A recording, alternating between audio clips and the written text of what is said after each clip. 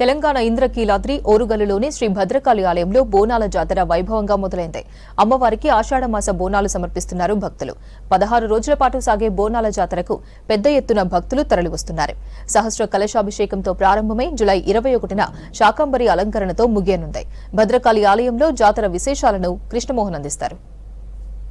ఆషాఢ మాసంలో జరిగే నవరాత్రుల్లో శాకంబరిగా అమ్మవారిని పూజించడం ఆనవాయితీగా వస్తుంది. అందులో తెలంగాణ ఇంద్రకీలాద్రిగా భావించే ఊరుగల్లులో ఉన్నటువంటి భద్రకాళి దేవస్థానంలో 15 రోజుల పాటు కూడా ఈ ఉత్సవాలను అత్యంత వైభవంగా నిర్వహించడం జరుగుతుంది.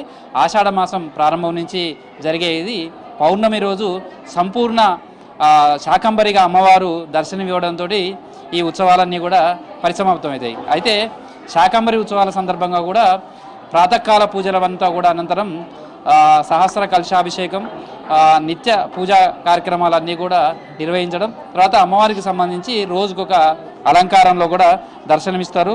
అందుకనే అమ్మవారికి సంబంధించి జనరల్గా అయితే 15 రోజుల పాటే శాకంబరి ఉత్సవాలు నిర్వహించడం, కానీ ఈసారి మాత్రం 16 రోజులు జరుగుతాయి. ఎందుకంటే ఒక తిథి ఎక్కువగా రావడం వల్ల ఈసారి 16 రోజుల పాటు ఈ శాకంబరి ఉత్సవాలను అత్యంత వైభవంగా నిర్వహిస్తారు.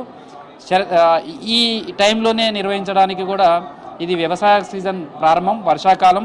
ఇప్పుడే వ్యవసాయానికి సంబంధించినటువంటి నాట్లు పడడం కావచ్చు, వ్యవసాయానికి సంబంధించినటువంటి పనులన్నీ కూడా మొదలవుతాయి.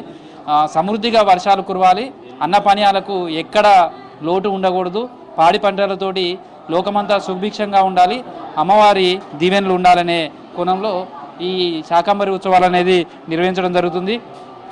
మొదటి రోజు ఉదయం కాళీ క్రమంలో, సాయంత్రం కామేశ్వరి క్రమంలో అమ్మవారు దర్శనిస్తున్నారు.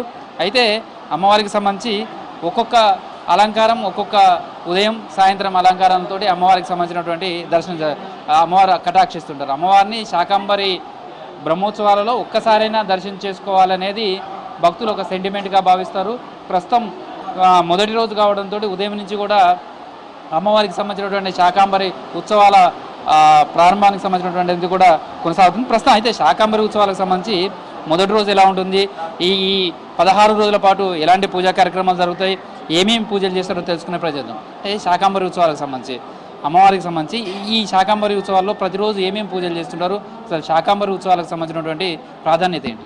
దేవీ మహత్యంలో చెప్పినట్టు శాకంబరిగా అమ్మవారిని ఎవరైతే పూజిస్తారో, స్మరిస్తారో, దర్శిస్తారో వారికి అన్నపానముల కొరత ఉండదు అని మనకు దేవి భాగవతము, దేవి మహత్యంలో చెప్పినట్టుగా శాకంబరోత్సవాలు ఆషాఢ శుద్ధ పాడ్యం నుంచి పౌర్ణమి వరకు జరుగుతాయి.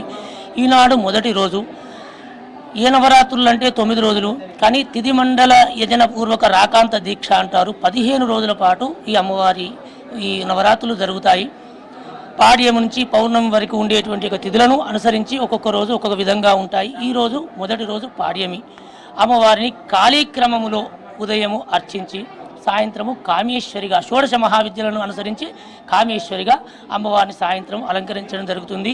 ఈ తంతు అంతా కూడా అమ్మవారికి జరిగే విశేష పూజలు, ముఖ్యంగా సాయంత్రం ప్రదోషములో మహాశ్రీచక్రార్చనలో జరిగే వాటిలో ఇవి చేరుతాయి. అంటే జనరల్ కూడా ఆషాఢ మాసం అనగానే ఈ ఉత్సవాలు అంటే శాకంబరిగా అమ్మవారికి సంబంధించినటువంటి చేయడానికి కారణం ఏంటి, ఎందుకు? మనం ఆషాఢ మాసం అంటేనే ఆడపడుచులకు, ఇటు వ్యవసాయదారులకు ఒక పండుగ లాంటిది. అందుకే చక్కటి పండే పంటకు భోజనాలు ముందే మనం పాత వంటతోటే భోజనాలు బోనములుగా చేసి అమ్మవారికి అర్పిస్తాము. ఎందుకంటే చక్కటి భోజనం నువ్వు పెట్టినవు కాబట్టి తల్లి, ఇంకా దేశానికంతా కూడా చక్కటి పాడి పంటలు పండాలి అని ఈ ఆషాఢ మాసము. ఈ ఆషాఢ మాసంలో గనక మనం భగవంతుని గట్టిగా ప్రార్థిస్తే చక్కటి వర్షాలు పడతాయి.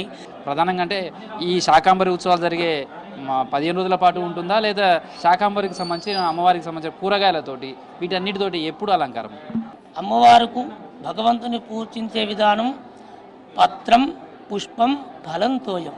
మరి ఈ మూడే మనకు వేదంలో చెప్పినాడు. పత్రితోటైనా పూజించు, పుష్పాలతోటి పూజించు, లేదా ఫలములతోటి పూజించు. మరి కూరగాయలతోటి ఏమిటి అంటే అనుకుందాం, ప్రకృతిం వికృతిం విద్యాం సర్వభూత హితప్రదాం. అమ్మవారు తానే భద్రాన్ని, భగవంతుణ్ణి, ఈ గురువును కాబట్టి లోకానికి కరువు ఈ కూరగాయలను కూడా అనుకున్నాయేమో కూరగాయలు కూడా మేము కూడా లోకాన్ని రక్షిస్తున్నాము. మరి అమ్మవారు మేము భోజనంలోనే కలవాలా, అమ్మవారి మెడలో చేర్చే యోగం లేదని మహర్షులను ప్రార్థించినాయో కావచ్చు. లేకపోతే భగవంతుని మెడలో కూడా కూరగాయలు, మనం తినే కూరగాయలు కూడా మాలలుగా, పూల మాలలుగా చేరుతున్నాయంటే అమ్మవారి కటాక్షము, ఆ గురువుల యొక్క పుణ్యము.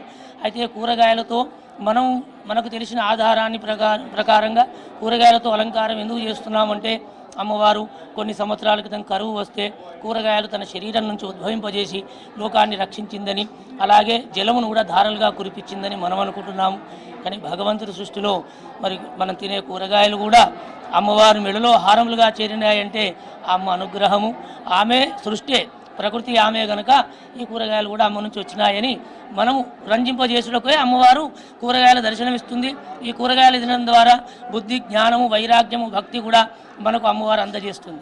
ప్రస్తుతం అయితే శాకాంబరి ఉత్సవాల నేపథ్యంలో భారీ ఏర్పాట్లు చేశారు. వచ్చే భక్తులకు ఎలాంటి ఇబ్బందులు కూడా కలగకుండా ఇటు దేవాదాయ శాఖ కూడా కావాల్సినటువంటి ఏర్పాట్లన్నీ కూడా చేసింది. వీడియో జర్నలిస్ట్ క్రాంతి కుమార్తో కృష్ణమోహన్, V6 న్యూస్, వరంగల్లోని శ్రీ భద్రకాళి దేవస్థానం నుంచి.